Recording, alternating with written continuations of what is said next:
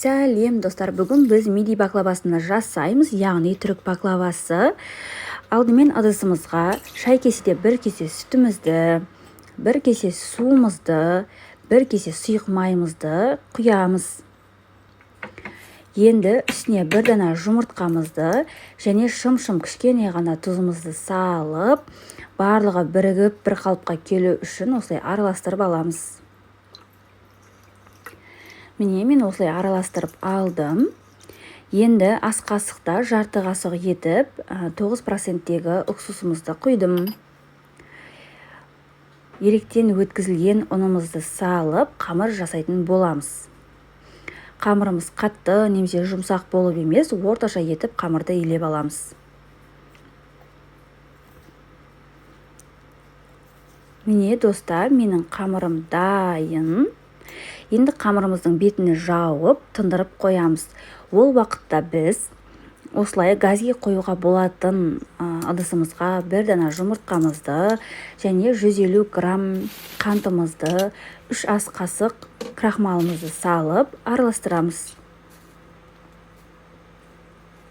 Бөлме температурасында еріп тұрған 30-40 граммдай майымызды, сармайымызды салып, оны да осылай араластырып, міне барлығыны бір қалыпқа келтіріп, біріктіріп аламыз.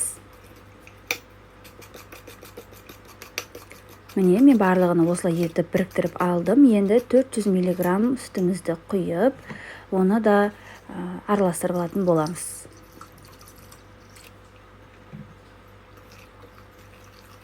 Енді орташа газымызға қойып, осылай араластырып тұрып, бір қайнатып аламыз.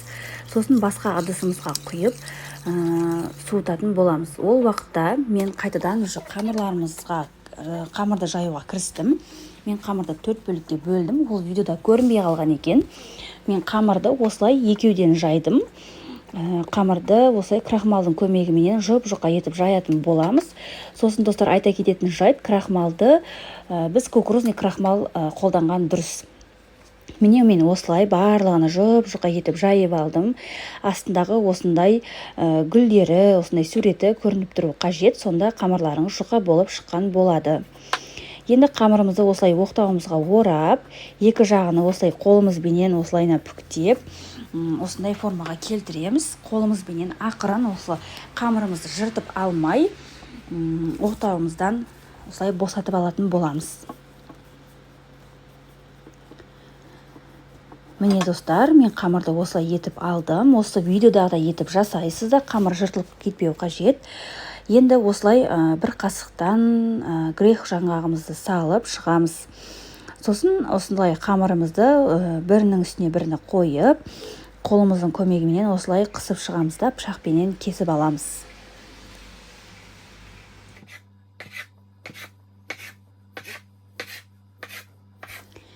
Міне осылай кесіп болған соң, астына үстіне қаратып, астына қаратып, осылай екі жағына қолымызбен осылай қысып алуымыз қажет. Міне осы видеодағыдай етіп жасайсыздар.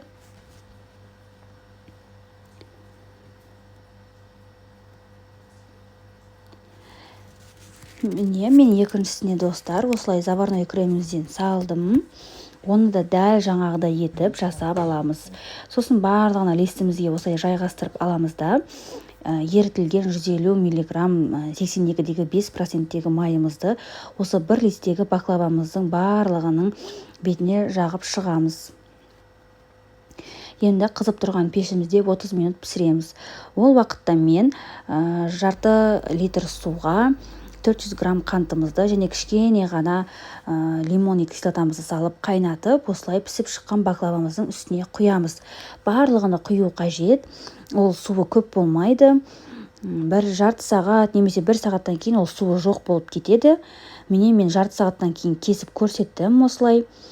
Қараңыздар, іші толған жаңғақ осылай әдемі болып, жұмсақ болып шығады. Сіздер де осылай жасап көріңіздер.